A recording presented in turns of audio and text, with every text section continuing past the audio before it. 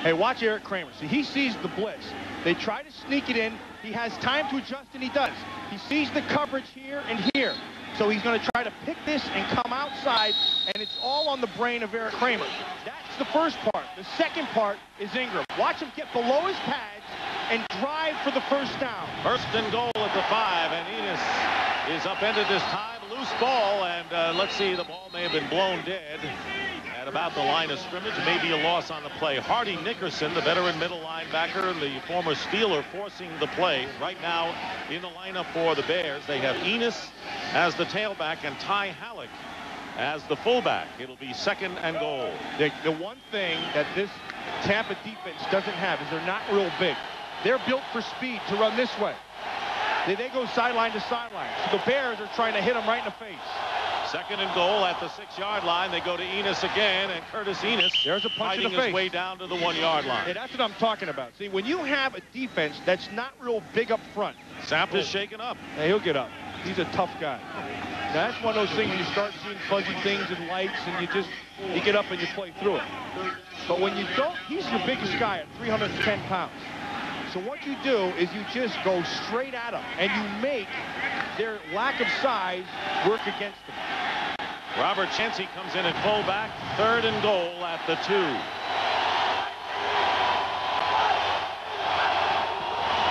And there they go to Enos going up top, and he is stopped at the 1-yard line. He tried to hurdle over, but he couldn't do it. And now it'll be 4th and goal for the Chicago Bears. Well, he was going to be married to Chancey no matter what. He stayed right behind him. Wherever you go, I'm going. Now, a nice job defensively by Tampa because they're reading their keys perfectly. They're just going to see that fullback. They're going to go right at him. And with a 10-0 lead, the Bears are going to go for it on 4th and goal at the 1-yard line instead of trying the chip shot. And here is the flip to Enos. He's tripped up. And the Tampa Bay Buccaneers hold, and it was Damian Robinson, a nickelback number 24, who undercut Enos. And let's see if that comes back to haunt the Bears. That is a big play by Robinson. He undercut him, like you said, and came up big.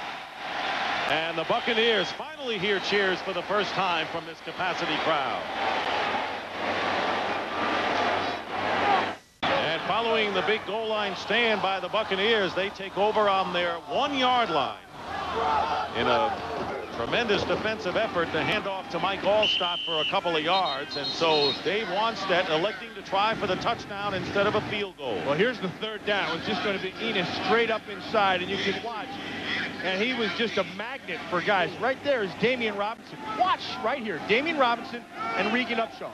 Upshaw is perfect because he forces them back inside. But look at the effort by Robinson. He knows he can't take on Chancey upstairs. He goes slow and catches the foot. And that's a great effort by Damian Robinson. And a clutch play on 4th down. 2nd and 8 coming up. John Mangum has replaced Tom Carter at cornerback for the Bears. And again, they go to Allstott, and this time he has running room as the Bears try to knock the ball out of his hands. He gets 8 yards before Mangum makes the tackle. And close to the first down, maybe shy by a yard. Yeah, I think he's mad at himself because I believe that he had his head down. Had he kept his eyes up, he would have had his chance at more of a run. Now look at Dunn and Allstott, what they did last year, what they haven't done this year in effect. Well, and that's going to come. And here's why I say that. I think Warrick Dunn he's still the Warrick Dunn that he was a year ago, but Mike Allstott isn't. Mike Allstott had that bad hip, and then he broke his wrist, and he missed all of training camp. And he's one of those guys, you can see they're short. He's one of those guys that he has to work. When the more he works, the better he feels. And so I think he's going to continue to improve as the season unfolds. Native of Joliet, Illinois, who played his college ball at Purdue. There's the tremendous edge that the Bears have, nearly 2-1 over the Buccaneers in ball control. It'll be 3rd down and inches. Allstott with Lorenzo Neal in the backfield. And the quarterback sneak, and that'll be a first down for the Buccaneers. Trent Dilfer getting the inches. In fact, Allstott this week paid a visit to the construction workers as they put the finishing touches on this stadium, and saluted them in his way, and I'm sure they appreciated that. I mean, I'll tell you why I like Mike Allstott. See, the guy loves tools. He likes to work with his hands, and he's a man after my own heart. So every time I see him, we start talking about which tools he's using, how he's doing it. He understood this whole stadium thing and the blue-collar guys. This edifice. And he went out the other day and he built that ship just for you, Dick. It was a nice gesture. A 103-foot pirate ship. Warwick Dunn gives split wide to the right. And Dilfer trying to get the ball to him, but Dunn cannot hold on as he is hit immediately by Marty Carter. So the Buccaneers, who get their first down of the game, trailing 10-0. That's a pretty smart idea. That's a good idea by Mike Shula, the offensive coordinator. Because what he's trying to do is get Warwick Dunn in open space against anybody. This time it's Marty Carter. Now that ball should be caught. And Marty Carter, you would like to take your chances with, and he's a good tackler, don't get me wrong, but you take your chances with Warwick Dunn in the open field against anybody.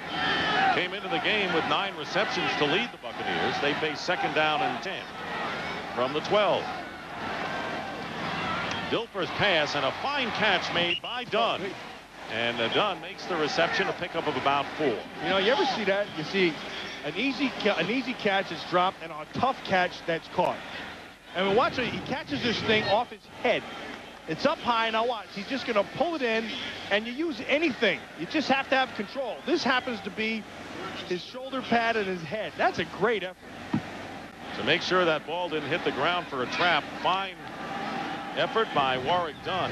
So the Buccaneers, who trail 10-0, nearly 5 minutes gone by here in the second quarter, face 3rd down and 6. 3-man defensive front for the Bears. And they have John Theory rushing the pass. The pass to Riddell Anthony. 1st down. He zipped that one in, and a pickup of 14. And I think that little dark rain cloud is starting to dissipate. Because it all starts, obviously, up front. You have to have time to throw. They're going to take Theory, bring him all the way around. So they're rushing 3. That means you got 8 guys on the other side to defend. But because he has time, you can work the whole field. And that ball, that had a lot of mustard on it because Tom Carter was right on top of Anthony in the coverage. So Riddell Anthony already with a good return on a kickoff with a 1st down reception. 1st down at the 30.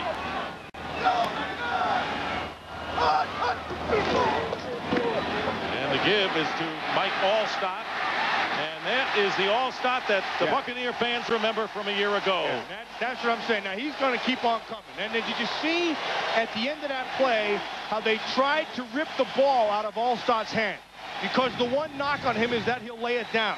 Now, the Bears know that, but Allstott knows it as well. Watch at the end of this run. Yeah, he runs right through that tackle. They'll hang on to that thing. So he's going to try to rip it out. Walt Harris tried to rip the thing out. Talking to Allstott this week, he said, yeah, we worked on that all week long. And we had drills, and the defense went after it. And he said he had to concentrate on holding on to that ball. He has already had more rushing yards today than he did in each of the first 2 games. 2nd and 3. And the give is to Allstott, and Allstott will be short of the 1st down by about a yard. And loose ball on the play, and the Bears recover. Allstott did fumble, and Matt, you were just talking about how they worked on it. They tried it on the last play. This time they jarred it loose, and it was recovered by Jim Flanagan. And a Bear turnover. He's hot. That dark cloud just started to float back over their heads again. Well, things just haven't gone right for the Tampa Bay Buccaneers. Barry Minner hit it right on his head, right on the ball.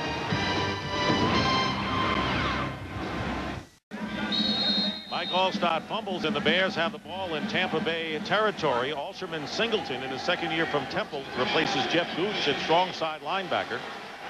The ball is at the 38-yard line, and a swing pass to Curtis Enos, and Abraham and a few other Buccaneers upend him. No gain on the play. Now, this is the first time you're going to watch Walt Harris. He runs through that tackle of Ricardo McDonald. Walt Harris right there will try to rip it out. And see, if you can't get it with a hand, always go after it with a head. Now watch, you're going to watch Barry Minner as his head hits the ball right on the button, right there. Bink, and then the ball's flopping around. And he's disgusted with himself. 2nd down and 10 for the Bears. Enos Enos picks up about 4 yards. Singleton and Lynch on the play. It'll be third down, and Mike Allstott has had problems holding on to the ball. He has had 11 fumbles since 1996, and that is second most among running backs in the NFL. I think that's one of those things, too, that, you know, the way he runs, he's kind of reckless. And because he'll give all of himself and give you the second effort, and that kind of works against him. That being said, you know, he told me he had to concentrate on it. You're going to have to concentrate more because it gets in your head and you're really beat. By the way, Jerome Bettis has fumbled the most. It's third down and 7. Edgar Bennett in as the third down back. Gets the handoff. Edgar Bennett still on his feet. And he drives his way for a first down to the 26-yard line. A gain of 9 yards. So the Chicago Bears, with a very smart offense, and might have more points if they hadn't gone for the touchdown instead of the 3. Well, watch, you're going to come with the blitz inside, and they pick that thing up. And then a nice job right there on Steve White by Todd Perry. He was able to get him. They were going to catch it. They caught him. This is a classic. You run at the zone blitz. They had White dropping off, Barber coming. They ran right at it, and Edgar picks himself up a first down. Good numbers so far as Bam Morris makes his first appearance of the game with a first down at the 26. Here is Morris, and he is going nowhere. Bam Morris, who was not with the Bears yesterday, attended the funeral of his brother who passed away due to a heart attack this week. And that was his first carry. Well, this week on Fox Saturday Baseball, the regular season comes to an end. The New York Mets face the Atlanta Braves. They're trying to get into postseason. Sammy Sosa and the Cubs will be in Houston chasing their own wild card hopes, plus other action and playoff implications coming your way. And that includes Mark McGwire, who hit his 65th home run today for the Cardinals. Second down and 10 at the 26-yard line.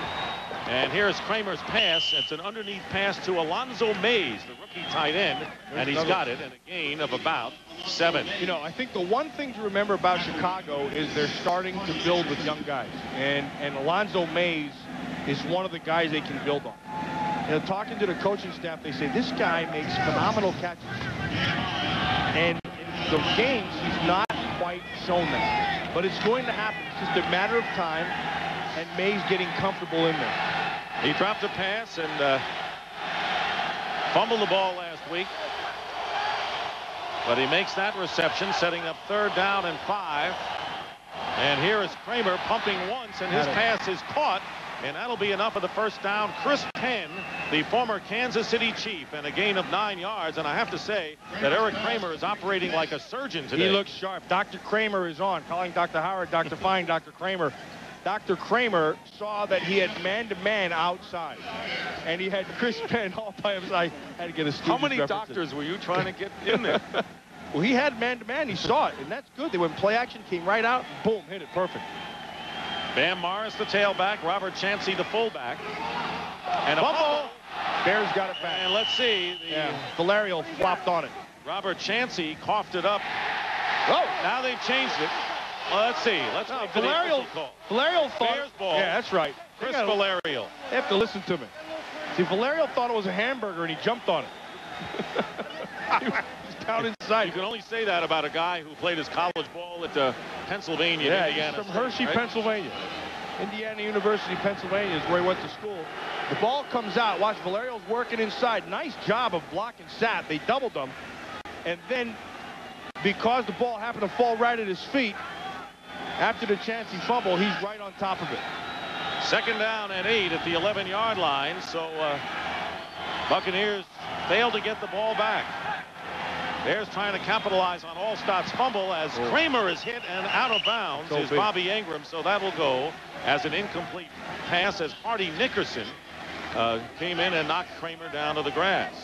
By the way, this is a natural grass surface, and it drains pretty well despite the rains we have had the last few days. You were down there. It was pretty good shape. The field is in tremendous shape. I mean, I was surprised because they had torrential downpours here yesterday. And even this morning, and it rained through the night, and I went out there thinking it's going to be a mess. But the field is in tremendous shape. It's about as bright as it's been all day. Lights on at the start. Third and 8 for the Bears.